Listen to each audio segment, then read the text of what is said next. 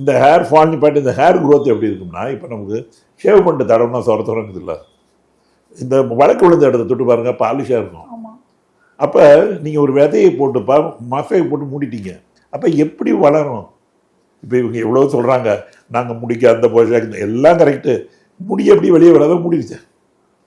இங்கே முடிக்கால் இருக்கிறதுனால சொரங்குதுடா. இப்போ இது ரொம்ப நாளாக போச்சுன்னா அதை அப்படியே மூடிடும், பாலிஷ் ஆகிடும். இப்போ நாங்கள் அதுக்கு அந்த ஒரு சின்ன நீடில் ஒன்று இருக்கும், அதை வச்சு நாங்கள் அடித்து அதை ஓட்டையெல்லாம் போட்டு அதை நாங்கள் வெளியே வைக்க வைப்போம். அதனால் இது நேச்சுரல். அது 30 நாளைக்கு அப்புறம் டெய்லி 1/2 மணி நேரம். அது எத்தனை நாள்ன்றது அவங்க ஏரியாவை பற்றி, சிலவங்களுக்கு சின்னதாக இருக்கும், சிலவங்க பெருசாக இருக்கும். என்கிட்டலாம் இது மட்டும் இருந்து இது ஃபுல்லாக தொட்டு வழக்க விழுந்தவங்களாம் என்கிட்ட வந்திருக்காங்க. ஆனால் அக்குபஞ்சர் வைத்திய முறையில் முற்றும் முடிய 30 நாளில் முடி கொட்டுறது நின்றோம். அதுக்கப்புறம் முடியை வளர்த்துருவோம். அது எவ்வளவு சொட்டை விழுந்திருக்கோ அதை கணக்கு பண்ணி தான் அந்த வழுக்க விழுந்த ஏரியாவை பொறுத்தா அந்த மிச்சம் இருக்க டைம். வேறு மருந்து மாத்திரை எதுவும் கிடையாது. 30 நாளில் செய்யும். 30 நாளில் முடி கொட்டுறது நின்றோம்.